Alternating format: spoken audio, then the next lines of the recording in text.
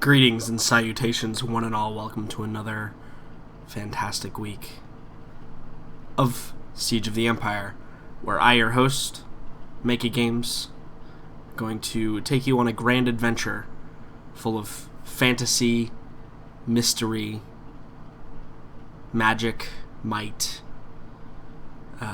quite a bit of wartime efforts, with sprinkled a little bit of intrigue in there. Hope you all are excited. I know I certainly am. So, without further ado, let's go ahead and bring the screen up. Looks like we're still waiting for two of our players to get here. Totally fine. Not a big deal. We're going to go ahead and turn on Discord and see how everybody's been doing, though, in the meantime. Form is when he just goes small and, like, quote-unquote perfect. No. Smooth. No. Look up his third form. Wait, is it the one that actually, like, has, like, the... It's the one after where he gets, like, all buff and muscular, right? No. Wait. There's a first form, which is him normally. Second form, which is him big and muscular. Third form, which is alien. Yeah. And final like I said, form. the one after he gets big and muscular. Oh, I thought you said the one where he's big and muscular. No, the one after. Ah, okay. Then, Like, it is... That is totally fucking alien. And I mean, dude, what's the... tomato. No, that is alien. Tomato. What are we talking about? Are you okay there, Jordan? I see Jordan's been up all night playing video games. I haven't. I just don't have anything to drink, so, my throat is parched. Just as bad of a... Yeah, that makes me glad I'm home right now. I was up all night playing video games. I mean, obviously I'm home. I just have nothing to drink inside my house, so, There's Problem. that. I was thinking about running out and getting something, but, Mass Effect came along. Yep. Yeah, that's basically what happened.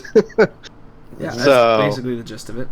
So, totally just gonna...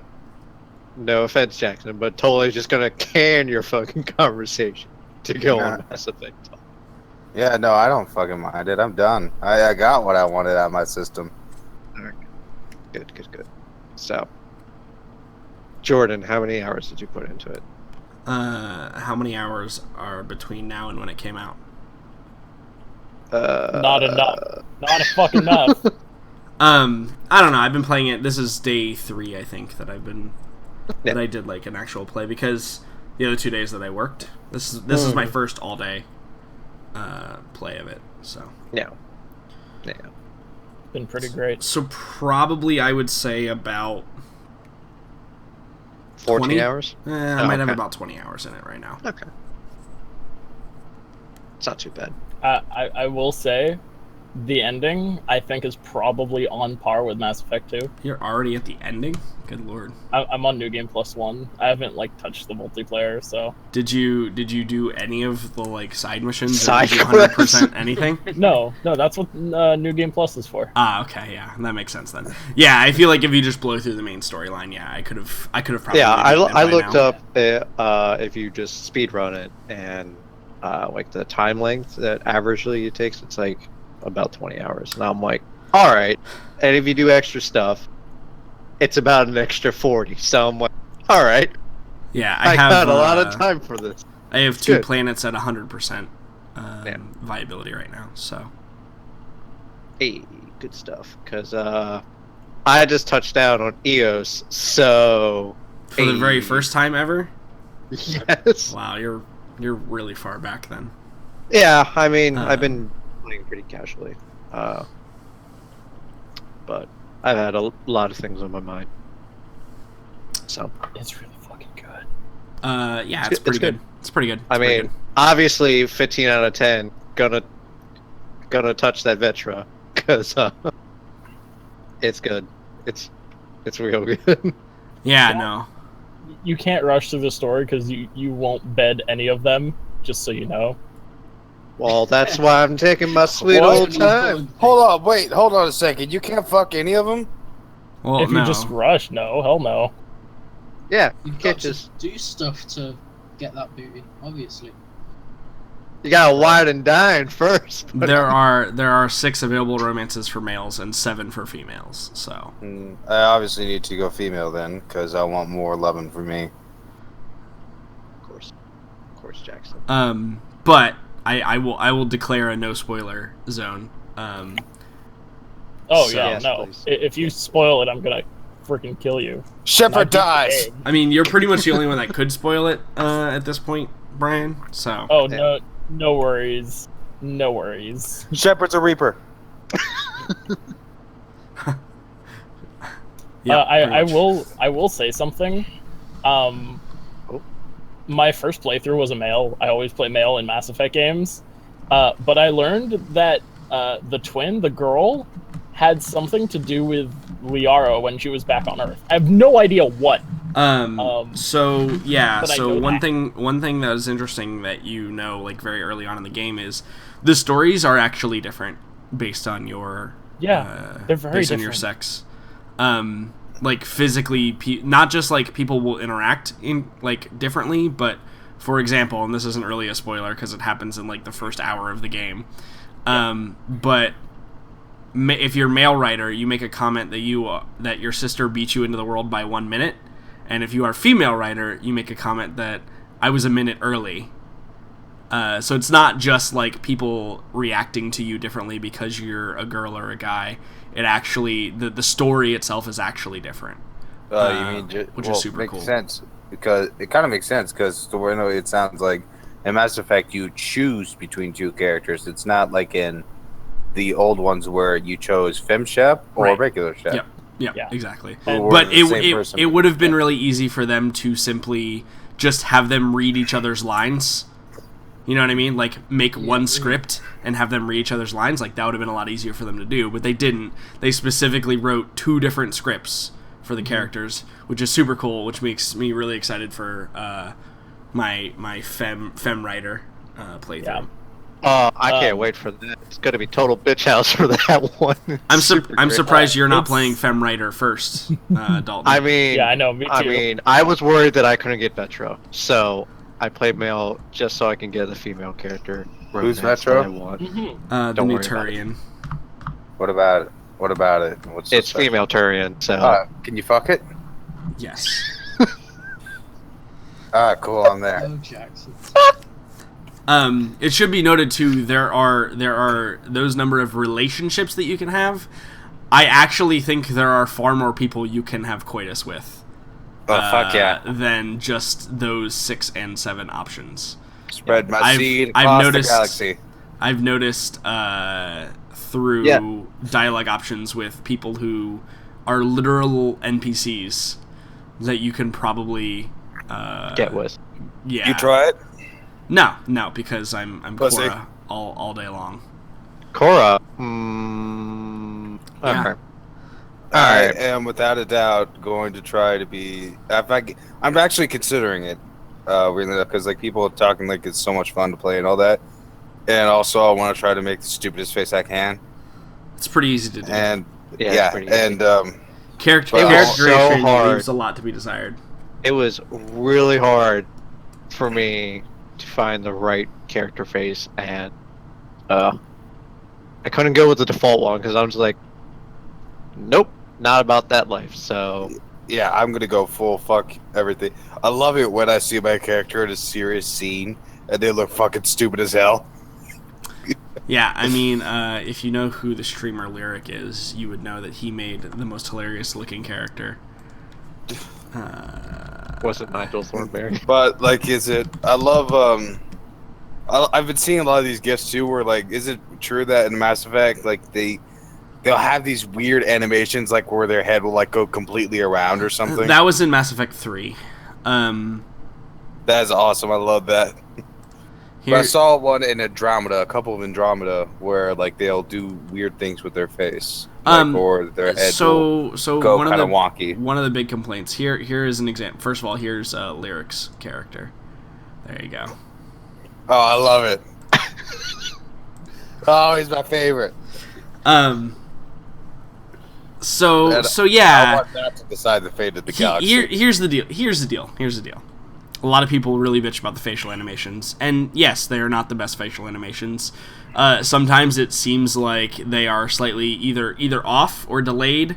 But honestly, if that is what makes you not, if that is right, if that is the thing that you can complain about the game, go fuck yourself. You need a better life. Like you need to figure out, because they honestly, they're not that bad. I went into the game expecting it to be horrendous, and I specifically, throughout like the first whole portions of the game, tried to like focus on it. Like I literally was like, okay, I want to see, like I want to measure how bad these actually are, and I actually forgot about it.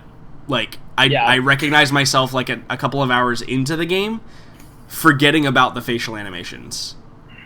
Yeah. And I was like, oh, okay. Okay. Well, obviously, they are not that bad. Yeah, it's just an mainly environmental engine that they've used. Because I've also seen a move where you could toss somebody up in the air, follow them up, and then ground pound them. Well, I mean, yeah, you can boost up with your combat jets. Oh, that's fucking sweet as hell. I'm really wanting it now. But I want to get Horizon Zero Dawn first. No, you don't. Why? You played it? It's really good, but Mass Effect's better. Yeah, I don't know. I haven't played Horizon Zero Dawn, so I can't speculate on it. You'll get more enjoyment in the long run from Mass Effect. If you just want to be done and you're going to get both anyway, then get Horizon first so you can just beat it and be over with it. Yeah, no, this summer is... I'm not gonna lie, I'm gonna be pretty alright for money this summer. So I am just looking for what I'm going to buy a bunch of video games this summer. Good stuff. Yeah, it makes sense to me. So, Dalton, is anything else been going on with your week aside from this?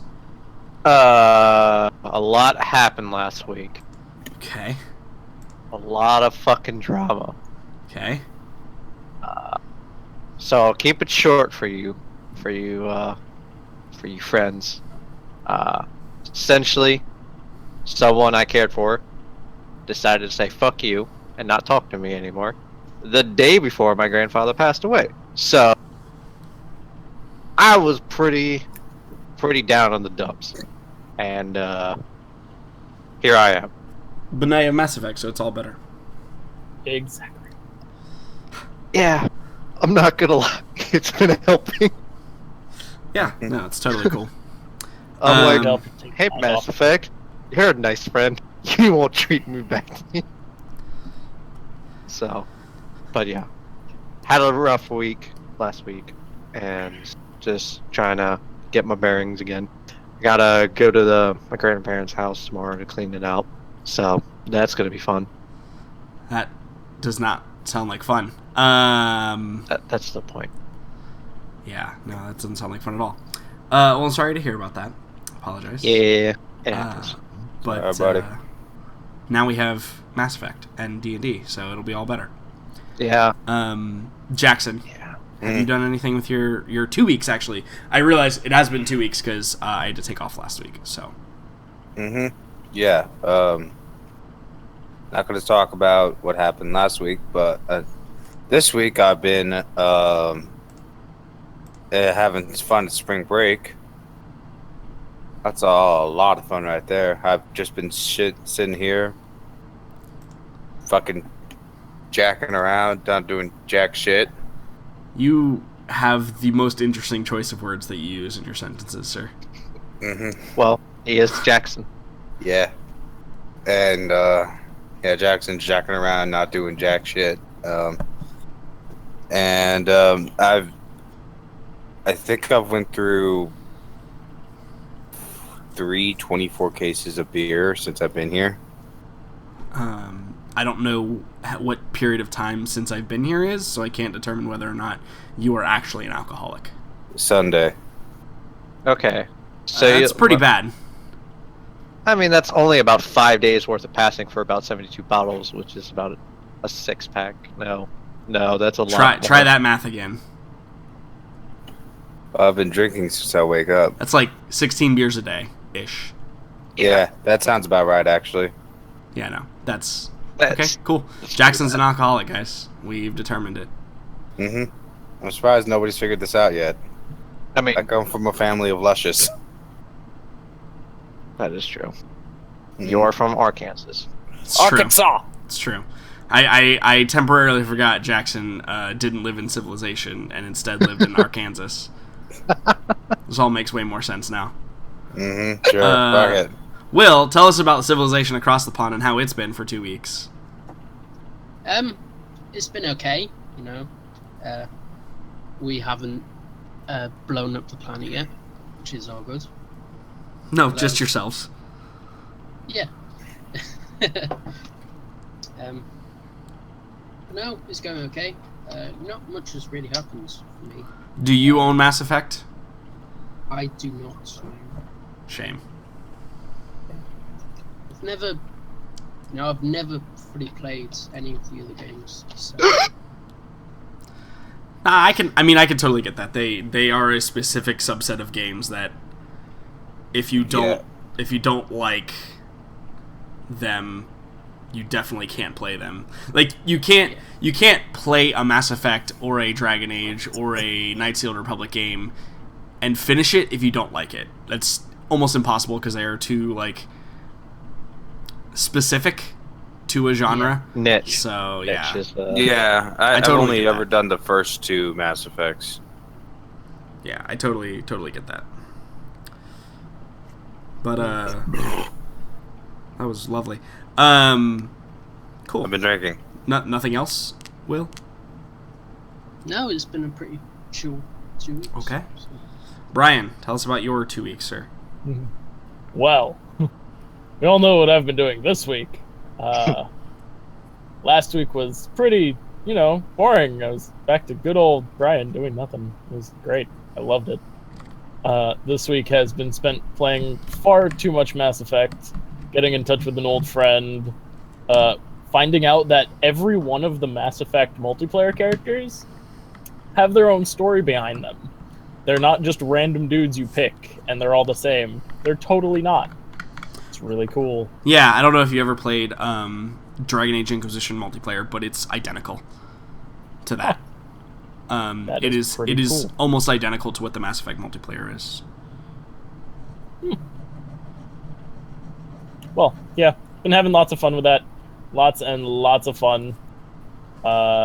Being, doing nothing.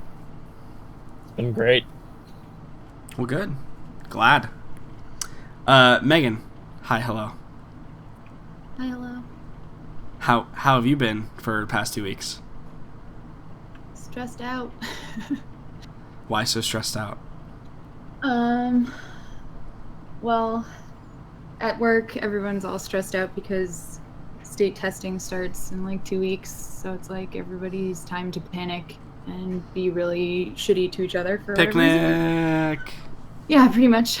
And my test is tomorrow, so I'm trying really hard not to think about it. So that's about it.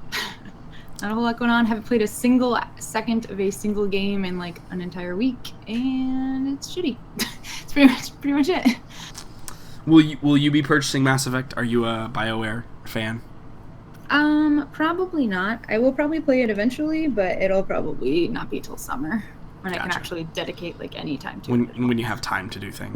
Makes Yeah. sense. Makes sense. Excellent. Liam, hi, hello. Yep. How about you, sir? How have you been for the past 2 weeks? How is it in good old Canada? It is a blizzard outside right now, Oh, so fantastic. that does a lot. So there's going to be another cold front then, huh? Yeah, I don't know. We had one winter, we're working on the second or third winter at this point. Eventually it should end, but Yeah, and the airplane's taking off in the background. yeah, that's still just a laptop. Oh, okay. Must have been the fan spooling up because it sounded exactly like an airplane engine. Like if you're Secretly, inside it's Starscream. Yeah. Secretly, you're actually like a multi-billionaire and playing from your plane, right? I'd take That, it. and he's I would also a take that. Decepticon. Fantastic. Is everybody gonna have a fucking secret identity? I know, we have a prince and now a multi-billionaire. What the heck? He's also a Decepticon. Please. Let's not underline this. Well, that's fantastic. Regardless, yeah, I've played like the opening of the first Mass Effect about 3 times, and I can't get over the voice acting. So, might take me a while to actually get to the 4th game. Yeah, no, makes sense. Makes sense. The good news is you could just pick up and play this game and totally kind of be on board. You would lose, I think. So you would lose a little bit of context because, like, for all of us that have played the other games, we have a sense of who the standard aliens are that have come over with us and how they operate, and it doesn't do a great job of like explaining that early on in the game.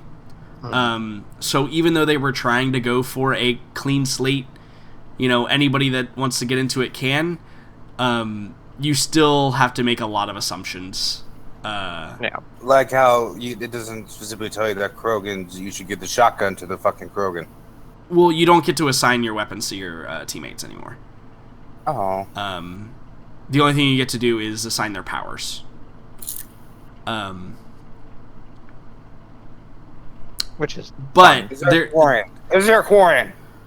I can't answer that question, and I don't want that question answered, because if there is, I don't know it yet. Either way, you're going to be disappointed with the answer. Let's put it that way. Fantastic. Good. I like it. So, yeah, it's Liam. I don't think that you are out, or that you are in the minority with that assessment in any regards. I mean, I also still haven't gotten around to Dragon Age Inquisition, so. Oh well, you should get around. That's actually a good game. Yeah. I've heard rumors to the effect. Yeah, It is, It's Also, the only thing that I know about the Mass Effect 3 ending is that literally everyone on the planet, including the Dalai Lama, hates it. yeah. That's essentially how it worked. it was pretty fucking garbage. It's on that topic though. It is a lot of mob mentality. So for me personally, when I played through Mass Effect 3 and I finished it, I was like, oh, okay, yeah, cool. I didn't have feelings like one way or the other. I was like, it's over, we beat it, you know, that's the end, hooray.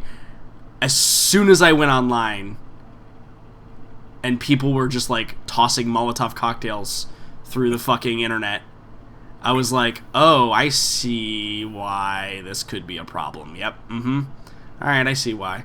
I still hold the firm belief that the fan version of the indoctrination theory is the true version.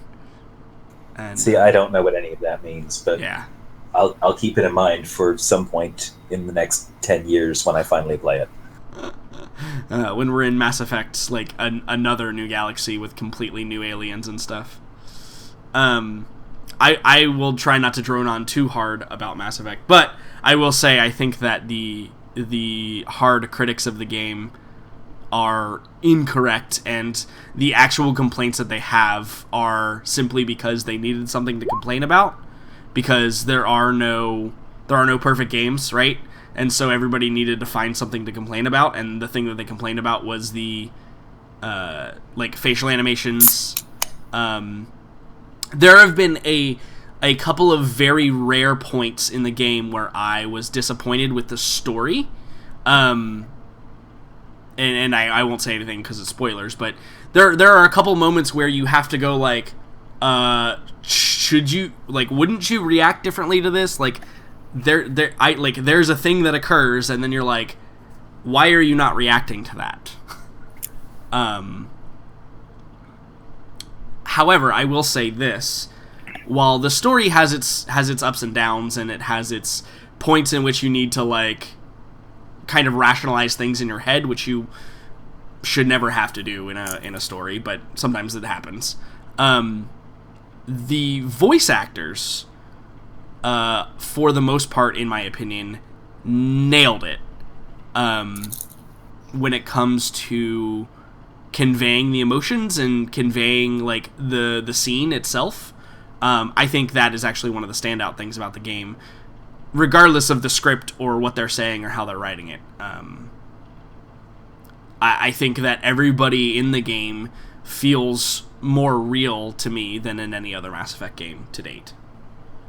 Yeah, I definitely felt that way with, like, especially the companions. Like, before I like a lot of the companions are really enjoyable and things like that, but like you still understand that they're video game characters, but with now it's the more realistic, quote unquote. Yeah, no, I totally agree with that assessment. 100%. Yeah, there are, and even the main character, I think that, and granted, this is from a male writer's perspective, so I don't know if female writer is either good or bad. I can't attest to that. But like, one of the opening sequences where you're like talking to your crew, right? Because no surprise, you're the leader of you're the captain of a ship and you have a crew. Like that's Really? every Mass Effect game. Welcome. They make it very promoted quickly. They make it very clear that you are you're untested. Like everybody is following your orders because they have to, not because they like necessarily want to or care about you at all. So it's not at all like Mass Effect 2. It is nothing like playing as a Commander Shepard. Yeah. Absolutely nothing like playing as Commander Shepard. And I think that is a thing that a lot of people don't like about the game, but again, they can go fuck off because that's not the game you're playing. Exactly. Also, people wanted Mass Effect 4 instead of Mass Effect Andromeda, and they're upset because they didn't get Mass Effect 4, basically. Yeah. I will say, you also learn very early on, Commander Shepard, super badass. Like, yeah, literally the most hardcore person in the entire universe. Yeah, no, totally. Yeah. You are not so badass to start off with, and even the options that you have for dialogue in the very like early opening sequences before you have any kind of like power, reflect that. Like it's very kind of not blasé. That's not the word I'm looking for, but meek. Yeah, you're not a very assertive person. Like, you don't have a whole lot of assertive options early on in the game. Later on in the game, you can get a bit more assertive, but that kind of leads into like the dialogue wheel changes. The dialogue wheel changes I like that there is no Paragon and Renegade anymore. The dialogue feels way more natural, and it feels like I've sat there for many a time looking at my options being like, I don't know which one of these I want to say, because I don't know which one is appropriate here, or which one, like, it's kind of like there's no good and bad option, right? There's the way you want to treat it. There's do I piss off this person or this person? Or do I want this person to like me or this person to like me? Yeah, and it definitely plays around with some hard decisions instead of like back in Paragon Renegade where you choose Paragon and Renegade, they get you to the same place, but they do it in different methods. This is literally a tree where it's like these will do two completely different things based on what I say. Choose your option. So that's cool. The last final note about it is the story is far more linear than I think a lot of people were expecting. The story it can be done real fast. Yeah, the story is pretty linear. Even like some of the side stuff, like it's not you get in and then it's like choose your star, right? It's you get in and like this is the place you're supposed to go. You can make some pit stops along the way, but this is the place you need to go. And even later on in the game, having 2 planets like fully 100%ed out, I don't find myself leaning into seeing a change in that at all. So that's another thing people have to remember about the game. I think that's because they wanted to test the waters with how, because like they kind of did that with Inquisition a little bit. Yeah, and I liked it. I mean, it's obviously not full free world, do whatever you want, but it's good. I like it. So, but that's just me. Yeah, no, the fact that I've played so many hours and only have the 2 planets at 100% right now, still having, X amount, because I won't spoil it, to go, Yep. I feel happy that there will be a lot more of the game for me. Yeah. I mean, hell, fucking Inquisition with all of its DLCs, for me, going at a very comfortable pace, but like, alright, I need to get shit done. Took me 90 hours to do. That's a lot of fucking time for one playthrough. Okay, I know I've heard a lot of people say that they don't like long games. I am the opposite of that. Yeah. I fucking hate it when a game is too short. Oh yeah. It makes me feel like I didn't get the bang for my buck. Yeah, no, I will definitely reach the quota of $1 per hour Oh yeah. in this game, for sure. I paid $70 for the game. I will get 70 hours 100% out of it. That's I love. That's kind of what I had problem with Resident Evil 7. I loved the game. I fucking short? loved it. Too short. Yeah. And then the DLC came out nearly immediately, and it's like I can't fucking afford that. Right, I already spent $60 on your game. How am I going to buy a DLC right now? Yeah, no, and I really want to play it because I will say, like, again, I loved every single other aspect of Resident Evil 7. Hated how fucking short it was. Yeah. That's how they get you, man. No, the cool thing about when I talk about I 100%ed those planets, there is still stuff to do on that planet. Like, I can still go back and have stuff to do to get even more on it. But I wanted to get to the 100% to hit the milestone and then move on. Maybe I'll do different things in another playthrough, or maybe I'll go back in this playthrough. Who knows? Playthrough plus. So There you go. yeah. Anyway, By the way, I have a warning for you guys. I can feel the buzz. good. In other news, when we're talking about exploring locations and playing role-playing games, we have a role-playing game we have to play tonight, which we do indeed, which is going to Really? I thought involve... we were going to talk about Mass Effect for a couple more hours. I mean, I could very well do that, but I think that it's probably more important that we all take a break for a second from Mass Effect so we don't get burnt out. Lies. And play some Dungeons and Dragons instead, which is another We game did that I we love did miss out tremendously. last week, so I guess we have to. It's true. We did miss out last week. So when last we met our intrepid adventurers, you guys had begun your campaign to push to the city of Middenheim. And we'll just go ahead and remind everybody. This is it. Yeah, that's what I want. This is a thing that we were doing. We were using this map. This is basically the war map, right? So essentially we had gone through the first sequence, and this is how I'm going to kind of do this this whole thing, is there's going to be these sequences of everybody decides what they want to go do or how they want to help the effort, right, the war effort. And we'll play it all out, we'll roll some dice, we'll play it all out, and then we're going to, everybody kind of has the, in role-playing video games, when you play them, you have the go back to camp, right? We're gonna be enacting that kind of method, where we have action and exploration and information gathering and assistance, and then we go back to camp and we take care of social stuff and what we're doing and problems that may arise within the camp, etc., etc. All right, and real quick, Middenstag is the camp, right? So no, the camp is right here. You guys, where you guys are right here, this is the camp. Middenstag. To remind because we took care of the 3 people that were in camp, that were staying in camp, what they were doing. We took care of those 3 things, and we need to take care of the other 3 things today, and then hopefully get through maybe 1 or 2 more cycles.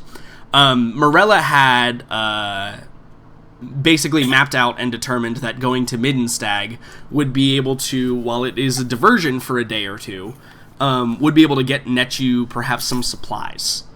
And in order to figure out if that's correct, basically Morella opened up another mission to go on, right? Like another option for somebody riding out could go to Middenstag to see if they have supplies, and then facilitate them bringing them back to maybe meet with the army if the army decides to move.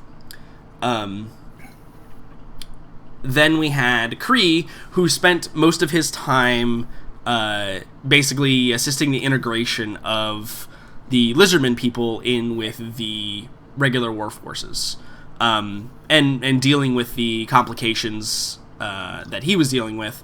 And in fact, there was some unresolved tension there still. I think primarily from the priests, right? Because the priests aren't used to following a Saurus, first of all. And they kind of have their own method of doing things, right?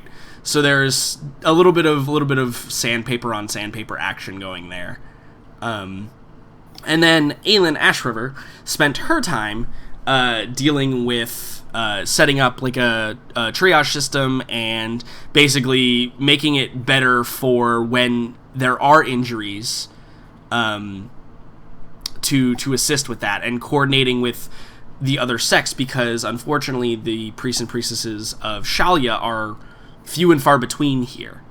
There is only actually 2 in the camp besides her. So she spent a lot of her time convincing other sects like Sigmar and Moore and other sects to kind of pitch in that effort. So when Don't forget the treacherous picnics. Right, and there also was a treacherous picnic, according to someone. It was actually a lovely picnic, by the way, in case anyone was actually curious about how it went. I don't know what you mean. Yeah, exactly. That's accurate. And then the other 3 of you had decided to ride out with one of the forces. So Arkady, you took the force of Lizardman scouts into the Drakewald Forest to attempt to find these creatures who had run into the human scouts earlier and caused some injuries and some weird, which we found out there's some weird poison or paralysis, or, well, it's not poison, specifically not poison. Some weird paralysis or magic going on with the injuries that these creatures deal. And so you, at the request of Kree, accompanied the Lizardmen, the Skink Scouts, into the forest to see if you could determine where they were, what their plan was, if they were related. Like, it's totally possible maybe it was just a random encounter, right? Like, it was just something else living in the forest that has nothing to actually do with what's going on, right? That's also another completely valid option. Farron, you had taken what was left of the human scouts and headed towards the fair city of Dashel, or Bastal. Sorry, Bastal. And you were going to Bastal to investigate whether or what had happened to the village. We know only the basics of information is that it was razed to the ground, and that was basically like information from the scouts the previous day, or the previous like round, right? But you were going there in the intent to try and discover what exactly happened. Again, whether or not it's related to Anders and his armies, or if it's a strange happenstance that you've come across, etc., etc. What may have caused it, how it may have happened, where the people were, because that was the other thing, right? Like, there were no reports of refugees. It's totally possible maybe they're still holed up in, like, cellars and stuff like that. So that's a thing that you could also, like, search for. And Hannibal, you had ridden out with the, I believe it was with the Knights. The Knights had ridden with you to head over to Middleweg to kind of check on the status of things there. It is reasonably like the next village the army is going to march through, and so a forewarning of that is good, because they can either have supplies ready for you to like be delivered to the army, but also just to let them know that there's going to be a couple thousand people walking through. I was also there. Yeah, I was also there to requisition supplies. Right. Yeah. Totally. And the reason why you ride out early is because if the army has to go there and then wait for supplies to be brought in and commissioned, it's going to slow you down. So there's these little parties that go out ahead of you to requisition supplies, to basically tell the people of the village, like, hey, we need everything you can spare, including men, women, children, including fighters, seamstresses, blacksmiths, all that kind of stuff. Because supplies doesn't always mean material goods, it also means people. So, yeah. Gross. It's gonna happen a lot. perhaps just muting the mic. Perhaps push to talk. No. So, I mean, that's fine. I can just mute you, too. That's totally cool. And that is kind of the status of things as it stands right now. So we have those 3 actions to resolve, basically. So, I think without further ado, we should probably jump right into it. And I would like to start with Arkady Petrov, who, I should also mention, Dane is accompanying you as well. Oh, yeah. Do I know about that? Yes, Yeah, you do. Hannibal specifically told you, yeah. Yeah, and I told Dane to listen to your orders while you were with him. Right. That's gonna be interesting. Yeah, so essentially you'll get, like, assistance on things, right? Like, he can use his actions to help you do stuff. Specifically, if you want to know what he can do, I can tell you. True. So, here's what he can do. He has invisibility, which works always. He can just do that. Also, he has heart sight. Right, your favorite. Yeah. Which, basically it means that if he touches somebody, he can know what their current emotional state is. And if they fail a DC 10, then you'll know his alignment. However, Celestials, Fiends, and Undead automatically fail. Okay, so if I suspect someone might be a fiend. Good, Yeah. good. That's actually a very good way to use it. If you expect somebody to be tainted by chaos, then they would fail that. Cool. Yeah, totally. And he can shoot people with his bow. Yeah, and his bow has poison. Which can knock them out if they fail fail badly enough. Yep. So, the group of you is right, or I should say, you're probably not riding because your intent is to be stealthy. It's the reason why you were kind of sent on this mission, because you are the stealthiest individual that apparently has ever existed ever in the entire history of everything. And the skinks themselves are also fairly stealthy as well. So I need 3 rolls from you, please. And that's kind of you'll notice this is kind of the formula that I'm using for everybody. 3 rolls, fail, pass, whatever, based on their DCs are going to net you certain bonuses and stuff. So the rolls I need from you are stealth, obviously, so that you are not discovered. Now that will be averaged with the skink stealth as well, just FYI, because you're not traveling alone.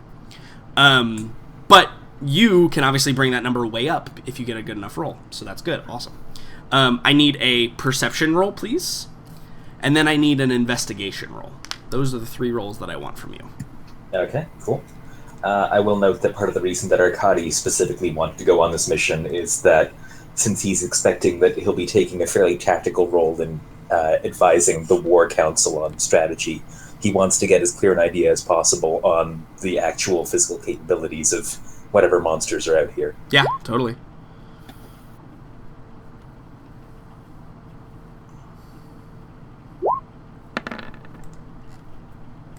Not bad. Ugh. Eh. In perception and investigation? Okay. Yes. That was See, not. this is what I'm talking about. That was not for them. Okay. And then I need... Savage. Wow. Not great rolls. Not great rolls at all. Alright, can I let's roll also stuff have here. rolls from Dane, please? Yes. Yeah, sure. Alright, Okay, so that's the roll for the skinks. alright, so I will also roll for Dane. Here's the stealth. I mean, he's invisible, so... Oh yeah. Listen, that's a 19. In perception? Yep.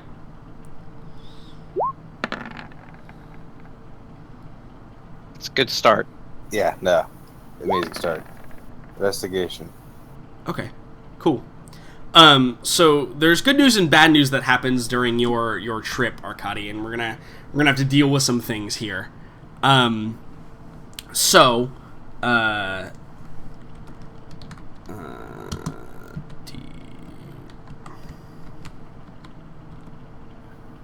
Okay. So as you're traveling kind of through the forest, you're tracking a little bit, but you're essentially looking for signs of things. It's not so much like the tracking of creatures because you don't really know what you're tracking yet. So luckily for you guys, your stealths come out to a decent roll of. Let me do math here because I'm bad at math. Because it's technically 19 because visibility means advantage, doesn't it? No, it kind of just means that you can't be seen anyway. Okay, so that means 20. Perfect. So your stealth roll is fairly high. As you're traveling through, you notice the skinks.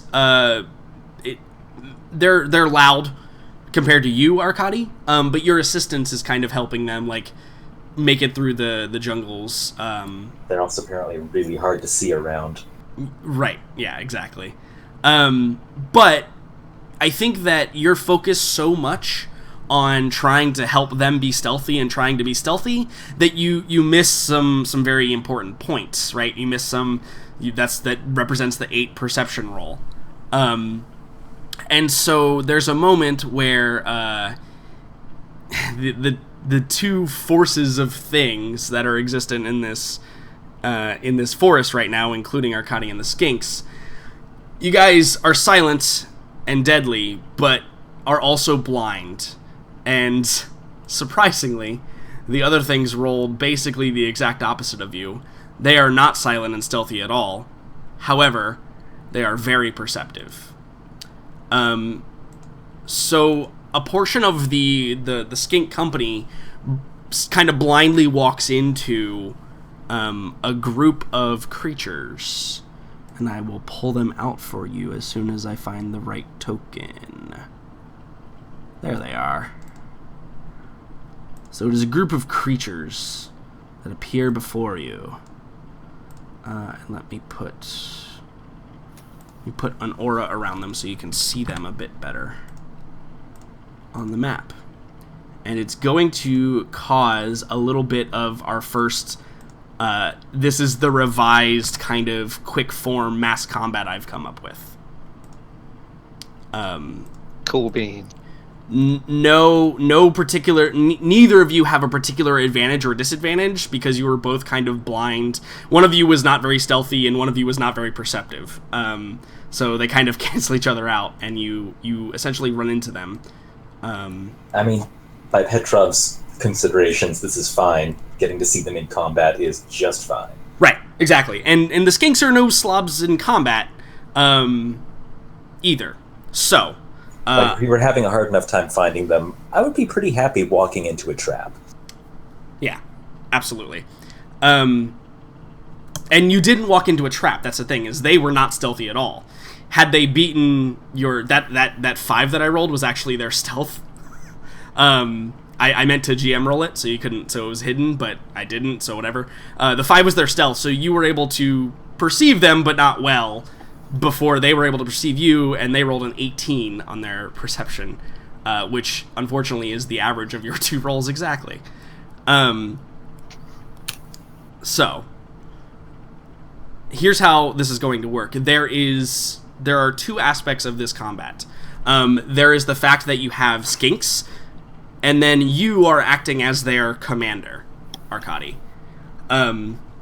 And so in a mass combat scenario, you guys are essentially embroiled in combat. There's not a whole lot of, like, movement and positioning things. We'll get into that more when, like, we have, like, on the field different units and different fights. But for this purpose right now, since it's just, like, a one-on-one fight, it'll simply be just you guys are embroiled in combat, and then when the combat's over, and, we'll lick our wounds and we'll go back. The enemies also have a unit and a commander unit. Okay? Cool? Yep. So, actions that you can take are any that you could normally take in combat. You can attack the unit directly and deal some damage to some of the units. You can, hide, you can shoot, you can use your spells, and, with AoE magic, it's obviously going to be more effective against bunched up creatures, and we'll deal with all that as it comes. It'll kind of be a little bit more fluid. But also, most importantly, as the commander, you can also do a mechanic called Hunt. And I'm naming it Hunt because essentially you can try and go toe-to-toe with the opposing commander instead of trying to attack little units along the Read side. my mind. Yeah. So you can essentially hunt the opposing commander, and that will affect their morale. If you're able to like take out the commander or injure the commander, the morale of the units surrounding that commander will obviously drop drastically. That applies also in reverse, however. So, now specifically, and then this is where we kind of get into individuals and how they're going to react. So obviously Arkady Petrov in a fight is hide in the shadows, stab, stab, hide in the shadows, stab, stab, hide in the shadows, shoot, shoot, hide in the shadows, stab, stab, right? Like that's, Arkady is very in and out, very fluid in motion. Yep. And that works really well on a field of combat as long as you're not drastically outnumbered, right? If you are drastically outnumbered, Arkady, it's going to be a lot harder for you to kind of hide in the shadows away from everything, because there's essentially 3 versus 1 or 2 versus 1 or whatever. So we'll add like advantage, disadvantage to your stealth rolls, or maybe just a flat modifier, or maybe advantage to their perception to see you, or something like that. When it comes for your disengage, your hide, your bonus action, that kind of stuff. Sure. Based on the morale of the units, the fighting force of the units, etc., etc. Let me pull up my units thing, which I should have done earlier, but I didn't because I'm bad. So the Lizardmen. Where are they? So the Lizardmen soldiers. So there's about 400 Lizardmen soldiers with you that are kind of like scouting, but you're very spread out and very kind of, not really bunched up because you're trying to basically comb the forest. And the group you encounter is about 200 of these undead creatures. And again, we kind of stumble into this combat scenario. So first thing I need to do is I want you to roll initiative, Arkady. Wait, hold on, let me clear initiative. Yes, let me clear initiative. Move all turns, clear. Alright, cool. Go ahead and roll me initiative. Gosh, I wonder how this is gonna go. Not bad, 15. Oh, Really? wait. Hold on. Stop for a second. Yes. Somebody else gets initiative. Yes, Dane also rolls initiative, yes. He will act as on his own turn doing his own things, as if he were a PC combatant, basically. He's going before you. These guys. Rude. Got plus 10 initiative. This is what I get. Let me actually. I'm gonna have some words with Kree about how loud his soldiers are. You're gonna have to give him lip. Let's I also don't get think lizards the have lips. let's also get the Lizardmen on here. That is where you're wrong. They're just very thin. Let's also get the Lizardmen on here. Cool, awesome. So these are the lizard or skinks. Let me go down to skinks. Boop. HP. AC. And I'm actually going to allow you guys to see the HP of them, which is not that. It's actually full. And this is going to be for you, the commander, to kind of know how your units are doing, right? But that's not their exact HP. Let me pull that from the units tab, because it's actually a bit different than that. Yes. So...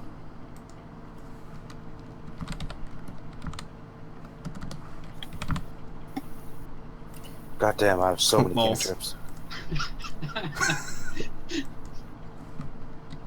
Yeah, remember to make the maximum. Yeah. No, I did, and then I was like, oh, that would look weird, but no, okay. So essentially your units have 924 hit points spread out across all of your units, and that will go down based on the number of its... Oh, no, I know how I did it before. Hold on. This is how I was going to do it. I remember now. I was going to do actual number of units remaining. That's what I was going to do. Obviously, divided by 0. Cool. So, let me roll their initiative. Skinks initiative. I didn't roll great. And this is one of those. HP. AC. And then this is one of these.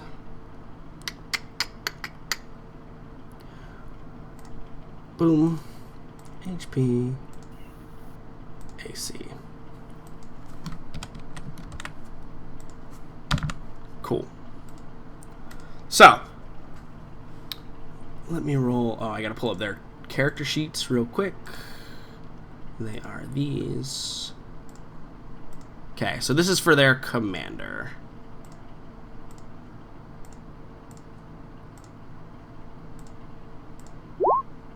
Okay. Commander has a good roll. And then this is for them. Also a good roll. So they kind of get the jump on you a bit. Let's go ahead and descending. Cool. So their commander is going to attack your units specifically because he hasn't identified you yet. He can only see your units. And also you're basically invisible because you're Arkady. So he gets one attack. Is that true? One attack with his claws? Yeah, with his claws. Okay.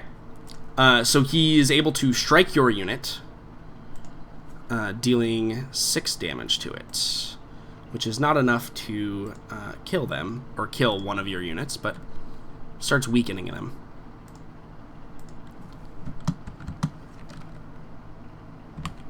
Okay. So they begin weakening some of your units, and now their unit is going to attack yours. So, let's see. Boop. They also get to attack with their claws. Okay. So they do hit your unit, right? And again, this is just representative. Again, we have to abstract a lot because remember, it's basically like a bunch of people all clashing and screaming and clawing. So I think what I should do here, actually, here's what I'm going to do. I'm actually going to give you control over the skink character sheet, Liam, so that you can roll attacks and stuff like that. That seems the most appropriate. Edit in Petrov. Okay, cool. Again, that health is representative of how many units are actually in the in that particular unit. So they deal 7 damage, which is actually going to be a bit more than that, because of I have a multiplication table. Don't worry about it. So they're actually going to deal 56 damage, which is going to kill 2 of your units. That's okay. I've got like 198 more. For this skink page, though, I can open it, but there's nothing there that I can see. Oh, because I gave you access to look at it, but not to edit it. Hold on. Right. Petra. There you go. You should be able to do stuff with it now. That looks better. Yeah, so they're going to deal 56, which kills basically 20 dudes, right? They jump on you and... Or, sorry, 2 dudes. Two of the listeners. But this is also divided by 10. You have 420 and whatever. Doesn't matter. So yeah, they actually do kill about 20 of your dudes. In the initial, like, jump and onslaught. So Dane is sitting on your shoulder, Arkady, when all of this goes down and you hear the clash of weapons and the howls of screaming and the gross, like, you know, squelching of flesh being rended. I've told Dane to stop resting on people's shoulders. That's how he gets in trouble. So what's Dane going to do this round? Get in trouble. Arkady's going to tell him to go try to find whatever is leading this mess. Well, cool. Awesome. Yeah, so roll a perception check for Dane, Hannibal. All right.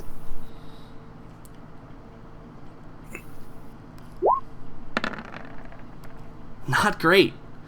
He So should have advantage though, because he's Dane. does Dane have advantage on that for any reason? He is invisible.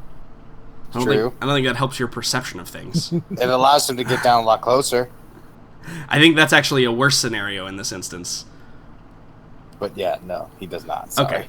Okay. Yeah, so Dane flies up, but there's because of the way that your two units like kind of intersected, there's so much chaos going on. It's hard to tell friend from foe. Like, there's all of this crazy, like, you know, people being thrown up and their screams, and Dane's unable to identify where the leader is at this time. Even 4. Arkady, what are Sorry. you going to do with your turn? You know my pain. Arkady is definitely going to go hunting, I think. Yeah, I mean, totally. there are enough of these things that he's reasonably certain that even after you can find out. I mean, okay, first fair question. Is there any particular reason he would think that this zombie horde in the forest has a leader?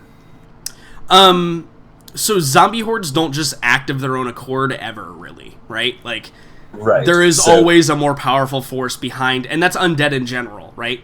And same kind of with demons too, right? Like, there's always a more powerful force, like, directing them. Whether or not that is here currently, like whether or not it's like in the ranks with them, you'd be unaware. Yeah, that's the thing. But okay, that at least means it's something worth checking. So he will go looking to see if he can figure out if they are being directed by something. Okay, sure, yeah. So you're gonna go hunting for the commander. So you Yeah, roll me a so- perception check, and if you find him, you will have the opportunity to attack him if you like. That's a much better roll. Yeah. So Really glad I didn't use inspiration on that. yeah. So as you maybe do you like scale a tree? How do you go about like Oh yeah, so, maneuvering I through the mean, chaos? having worked out that his slippers work on these trees, apparently, Yeah. Arkady is just going to run up one of those, and that is going to be most of how he maneuvers in these situations. He does not want to be down in the thick of the lizards and the zombies. Absolutely. So he's just going to be hopping from tree trunk to tree trunk, looking for some kind of either horrifying necromancer or zombie king, so that he can then put arrows in them. Yeah, so as you're hopping from tree trunk to tree trunk, you get over like the central location of the chaos, right? And you can see the lizardmen are stabbing with their spears and they're slashing and there's all kinds of commotion going on. But you see that lurking kind of behind the initial ranks of these undead creatures, there are a couple of much larger, much bulkier, and then there's one specifically who appears to be kind of like just kind of sitting almost in the middle of these creatures, or like just behind the lines, and you see him like he's not attacking and he's acting with intelligence. And when I say that, means he's not just like blindly like going up there and swinging things. Like, you can see him kind of like pacing along the back lines, and like occasionally he'll run up and he'll like slash the throat of a lizardman or something, but then he like drops back and always kind of skulking in the shadows a little bit. You see him occasionally, probably as a lizardman dies, you see him run up and like grab the lizardman and drag him over to the ranks and like, you know, begin like ripping their throat out and eating them, basically. But yeah, he certainly looks like he is different from the others significantly enough that he appears to be quote unquote in charge, as much as one could be. Fantastic, death from above.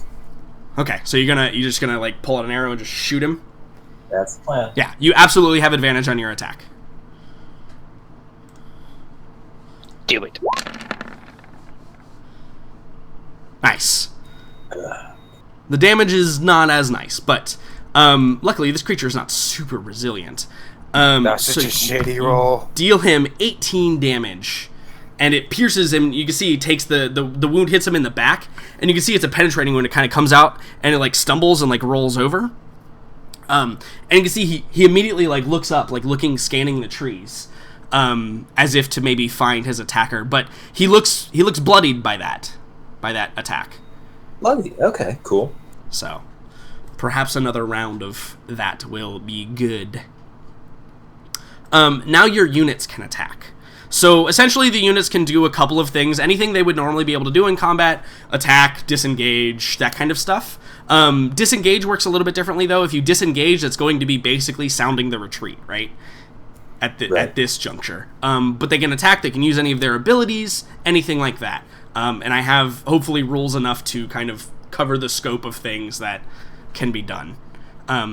So, with the skink specifically, and I think I pulled them up, they have multi-attacks, and they have a spear, a bow, and spiked shield. So when they multi-attack with their melee, they can attack with a spear and the spiked shield, but in this instance, you could also use, like, 2 bow attacks, or 2 spear attacks, or a bow and a spear, depending on how you want to fight, and that will change the battlefield as it's working.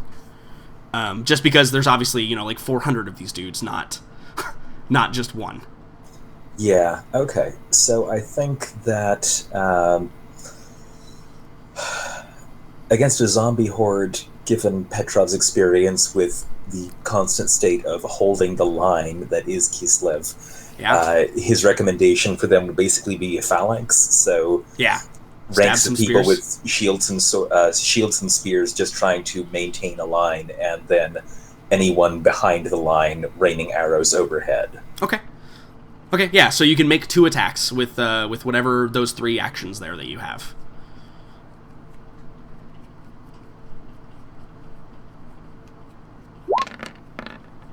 Okay. Cool.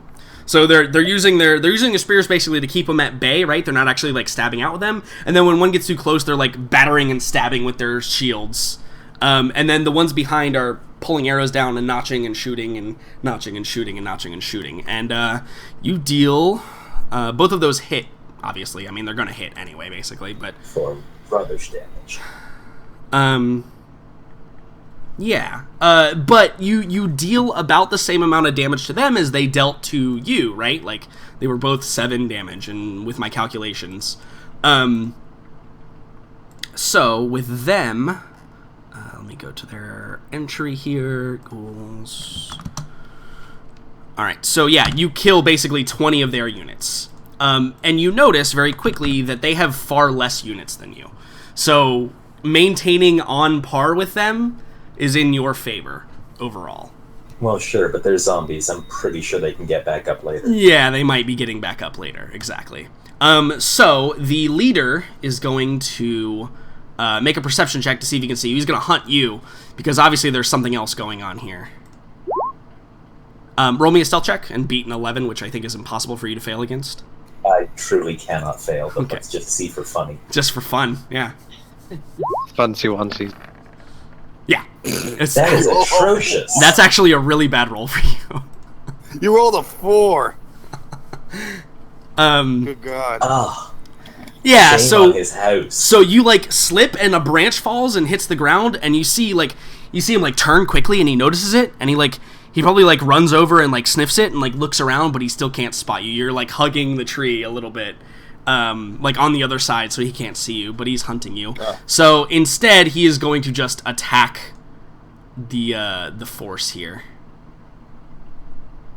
He's going to attack the closest lizardman with his claws.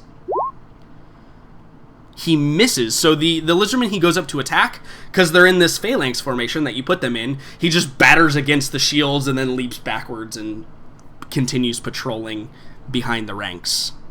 That would have been a bad hit. That would have been a bad hit, yes. That would have basically killed at least one of them. By the way, I should mention this to Arkady. Oh, Dane is able to also do a trip action. Or I suppose to be more akin to a distract, which basically means that an opponent would get a disadvantage on the next attack. Okay, so it's like reverse aid. Yeah, isn't that what it's called? Like, they're able to do pretty much the same, like, alternatives that people can do. Yeah, but I don't know what specifically you're talking about. I think it's called trip. Or distract or something. Almost positive. Alright, it's called. Yeah. I changed the health on them just so it's equivalent to what it is. It'll make it a lot easier for me. So you have 26. Oh, no, that's not how it... I'm dumb. American. Okay, cool. So then these guys are going to assail the phalanx again. Okay, so they pierce again, but it's for the same damage, so it's not great. And you lose essentially 2 more units, or 20 more units, basically. But I'm controlling the health, but just so you get an estimate of where it's at. So Dane, Dane flies down back to you, Arkady, and waits for orders again.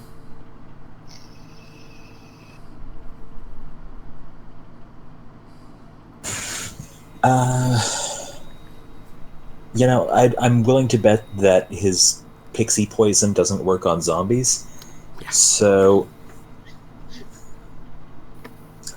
yeah, I'm just gonna have him. Actually, he can assist someone. Like, he could assist the lizardmen. It wouldn't be like it would give them advantage on their first attack, just like it would normally. Okay. Specifically, seeing as I've seen that there are those other beefier bodyguards around the Ghast, I would send Dane to. I would tell Dane to go harass them and try to distract them. Sure. Yeah, totally, absolutely. No problem. He does not follow your orders. He does, though. Because I gave specific instructions not to. I betrayed you, Arkady. Unfortunately, you didn't do that, so... It's okay. You find a spirit coming through your chest, Hannibal. Arkady. It's okay. Dane then betrays you by doing what I said. Yeah. Damn it. Arkady, from your location above, you're hidden for now.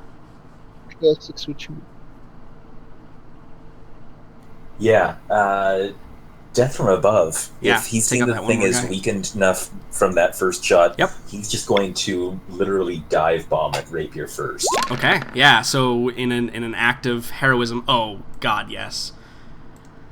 So I mean, it's something. You're able, like, because the creature is like underneath you now, right? He came over to the broken branch and he's like tried to slash at some things, and he like kind of backed up a little bit.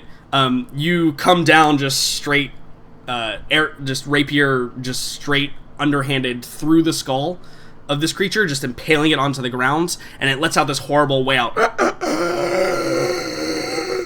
And you can see the other creatures around it kind of like look, and their lines like begin to break all along the phalanx. But your skinks get to attack again and weaken them as they run. They will have advantage though, because they're that's kind of how I'm doing a commander death, is it gives all of the creatures in that unit advantage or advantage to be attacked against, because they're much more worried about other things going on. So they get advantage on their first attack. Does not help. Does not matter. Okay, so yeah, so as they're running away, like, the skinks weren't expecting it, and they like stab and they're all hitting air. But the second one strikes true. Dealing a hefty blow. Nice. As they begin to run away. And actually, I guess I should show these too, right? Because there's no sense that you wouldn't be able to see the enemy's force as well. So the creatures falter, and then as they're gonna have one more turn of trying to attack you before they try to disengage and run away, but they have disadvantage because they were broken this round. It's very good to take out the enemy leaders. Disadvantage means they miss because your skinks have shields and stuff. So yeah, they just batter helplessly against the shields and begin to run away essentially. So essentially, with them retreating like that, you get an attack of opportunity with the skinks. So go ahead and make a single attack with one of their weapons. Several hundred attacks of opportunity. Yes, several hundred. Exactly. So an 11 actually doesn't hit them. Apparently, the skinks aren't great. They do not have advantage. It was only the first attack against them after their leader died. Shame. So you don't damage them as they run away, and your skinks pursue, and again, this is all abstracted, so they probably kill a few, but essentially with that, the fight is over. But, since you weren't ambushed, you now have a significant amount of corpses and information to bring back to camp to decipher. So Arcadi's actual class feature specifies he needs to watch them for a minute outside of combat. Yeah, so the deal with these things is, like, the deal with these turns that we took, think of that as, like, probably going on for maybe, like, 5 minutes. Like, that was a whole 5-minute, like, encounter that occurred. But you could certainly continue pursuing them, and observe their habits, like, outside of that. Actually, yeah, I'd really like to know where they're running to. Right, yeah, totally. So your forces need, like, a minute to gather themselves, but you could certainly, like, put someone else in charge and go on ahead and try and track them down. Yeah, that is exactly what Arcadi is going to do. He will go to whichever lieutenant or sergeant is in charge of this. Yeah. And say, just basically hold position, I'm going to keep scouting. Yeah, collect the wounded and dead, I'm going to go see where they're going, basically, right? Exactly. Yeah, totally. So just make me and it's not going to be hard to track them, right?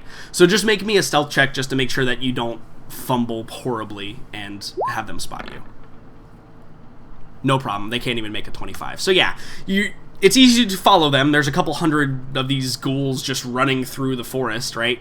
Trampling everything in their path. So it's easy to follow, but you're able to stay hidden and not attract their attention, and eventually they get, you follow them north a little ways. Again, this is a very large map, so you follow them north a little ways, where they stop running, and apparently they look to be, like, the other bigger, like, bodyguards that were in the formation appear to be, like, corralling them, and, like, you know, collecting them, and they're doing the same thing, where they are taking stands of their wounded. But, roll me a nature check, actually. I'm gonna see if, I'd use the name of them, but I want to see if Arcadi knows about them. Not a whole lot. Not. Yeah, so you recognize them as undead. They're not zombies. They clearly have more intelligence and are a little bit more mobile than that. But you're not sure exactly 100% what brand of undead these are. But with your class feature, how exactly does it read with the class feature? So in this case, I would be most curious about intelligence and wisdom, I guess.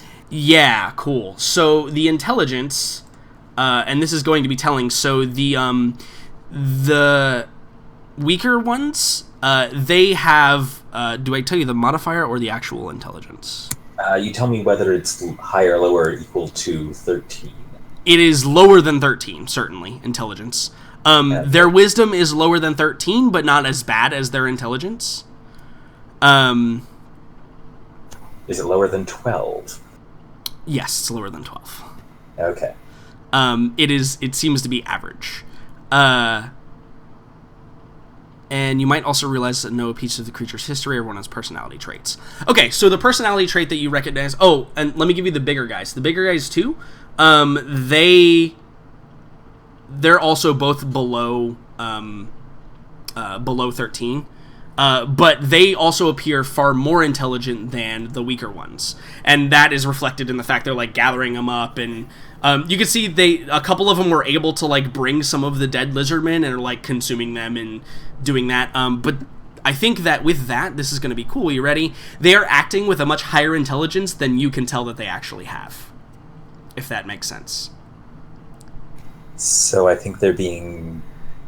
Either there is something foul afoot here, or there's something else in somewhere that is affecting these creatures, because their own intelligence is not representative of how they are acting right now. Okay, fascinating. So, there you go. Beautiful.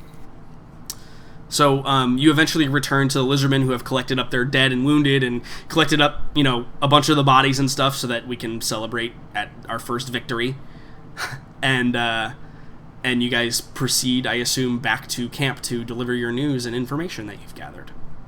Return to camp to hail glory is dead. Yep, exactly.